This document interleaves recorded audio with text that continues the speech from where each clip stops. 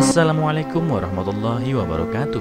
Apa kabar kalian? Semoga kalian baik-baik saja dan tetap diberikan kesehatan oleh Allah Subhanahu wa Ta'ala. Bantu channel kami dengan cara subscribe dan tekan tombol lonceng kalian. Terima kasih. Semoga kisah ini bermanfaat. Adiknya telah merebut suaminya. Sebulan kemudian adiknya kembali dengan air mata dan mengatakan dia monster. Aku telah menikah dengan suamiku selama 3 tahun ketika aku menemukan dia ingin meninggalkan aku untuk adik perempuanku. Aku telah memperingatkan suamiku tentang adikku, tetapi dia menolak untuk mendengarkan. Sebulan kemudian dia kembali kepadaku dan mengaku menyesal karena adikku adalah monster. Adik perempuannya, Maria, berusia 25 tahun, memutuskan untuk pulang selamanya setelah belajar di luar negeri selama beberapa tahun. Dia mengaku ingin menetap di Amerika Serikat dan segera menyewa rumah yang hanya beberapa menit dari rumahku. Maria dan aku akan berkumpul dengan orang tua kami setiap akhir pekan, dan aku akan membawa serta suamiku James. James dan aku bertemu di tempat kerja dan menikah 3 tahun lalu. Meskipun sudah 3 tahun, James dan aku memutuskan untuk menunda memiliki anak, sampai kami lebih stabil secara finansial untuk menghidupinya. Jadi selama bertahun-tahun hanya kami berdua, dan kami sering terlalu tenggelam dalam pekerjaan untuk memikirkan apapun selain karir kami. Selama kumpul-kumpul keluarga akhir pekan kami, aku perhatikan bahwa Maria dan James tampaknya saling bercanda. Aku melihat mereka bertukar pandang dan tersenyum malu satu sama lain pada beberapa kesempatan. James selalu lebih sosial daripadaku, jadi dia selalu keluar dengan teman-teman setelah bekerja. Suatu kali ketika dia mengaku telah berkumpul dengan beberapa teman kantornya, aku melihat teman kantornya makan malam tanpa dia. "Hai," sapaku saat melewati meja mereka. "Di mana James?" aku bertanya. Mereka saling memandang dengan gugup, tidak tahu harus berkata apa. Hatiku mulai gelisah, menyadari bahwa dia mungkin telah berbohong kepadaku tentang kebersamaannya dengan teman-teman kantornya selama ini. Mereka bilang dia tidak bisa datang malam ini, kata salah satu dari mereka akhirnya. Dia bilang dia akan makan malam denganmu. Untuk sementara, secercah harapan dalam diriku bahwa suamiku telah merencanakan makan malam kejutan untuk kami berdua di rumah. Namun saat mengemudi kembali, aku tiba-tiba melihat mobilnya diparkir di depan salah satu restoran terbaru di kota. Segera aku melihat mereka, suamiku yang berambut coklat tersenyum dengan mata terkunci pada wanita lain dari seberang meja. Wanita yang memiliki rambut pirang yang sama denganku dan mata cerah yang sama. Perbedaan di antara kami adalah dia 5 tahun lebih muda dariku. Itu adalah adik perempuanku. Aku bisa merasakan hatiku hancur berkeping-keping. Aku panik, tidak tahu harus berbuat apa. Apakah aku ingin membuat keributan saat itu juga?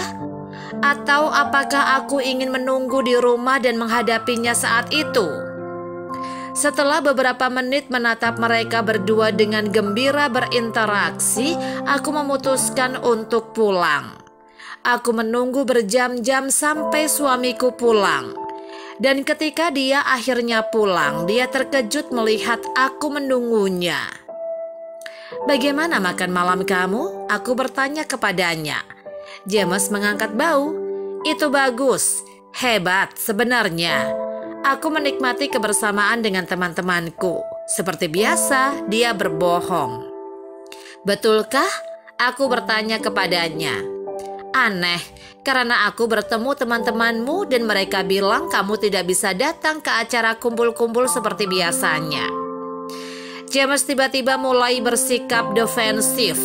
Dia mempelototiku seolah memperingatkanku untuk menjaga mulutku. Namun aku terus berbicara. Kemudian ketika aku sedang dalam perjalanan pulang, aku melihat mobilmu di bistro baru. Di sana kamu bersama seseorang yang mirip denganku, kecuali dia lebih muda. Seolah-olah aku sedang melihat diriku yang lebih muda di cermin, kataku padanya.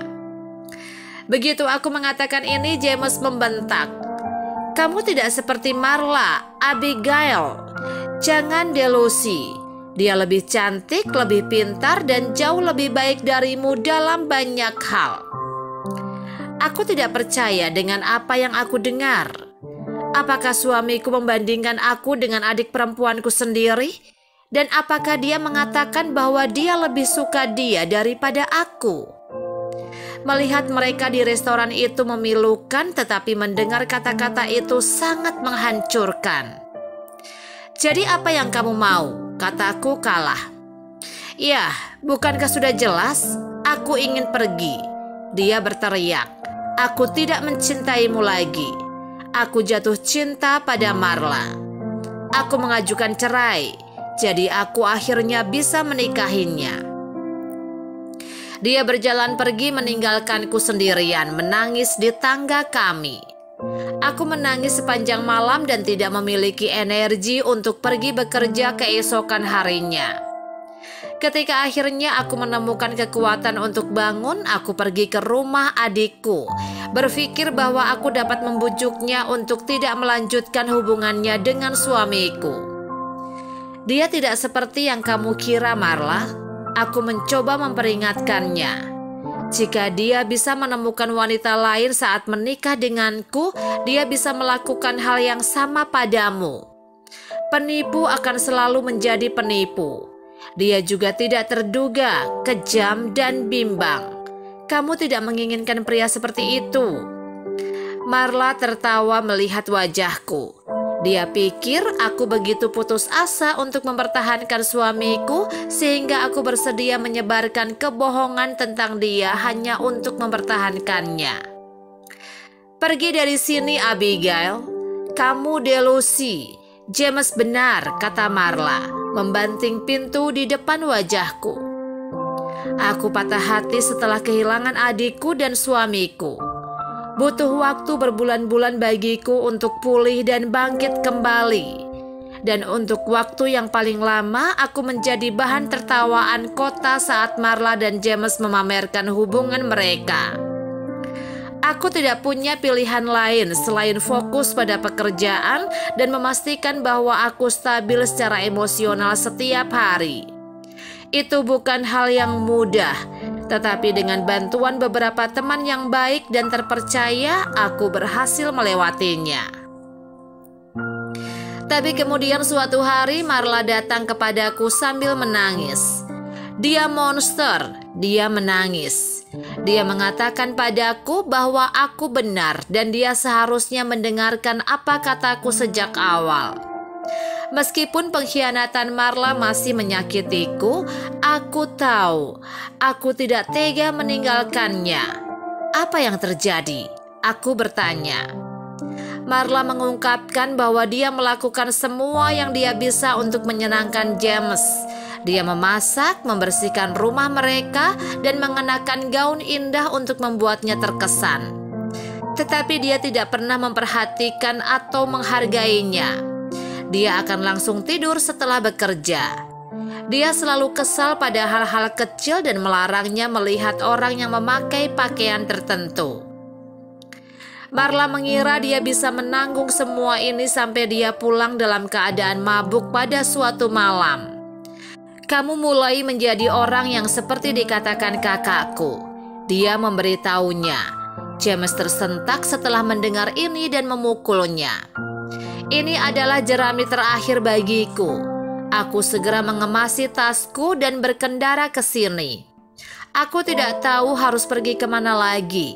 Maaf, Abigail, isaknya. Tanpa ragu aku menghibur adikku dan kami pergi ke kantor polisi untuk melaporkan James.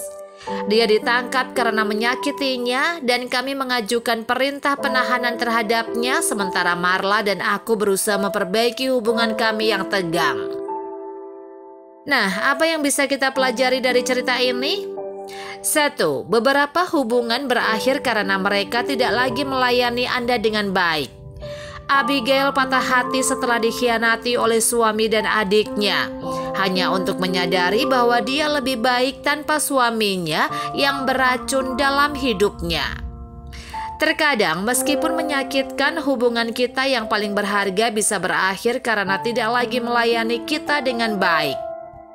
2. Darah lebih kental dari air. Marla dibutakan oleh kegilaan hanya untuk menyadari bahwa saudara perempuannya, Abigail, memiliki kepentingan terbaiknya. Bahkan jika hatinya sendiri hancur, hubungan keluarga akan selalu menjadi yang paling penting. Jadi jagalah agar tetap kuat.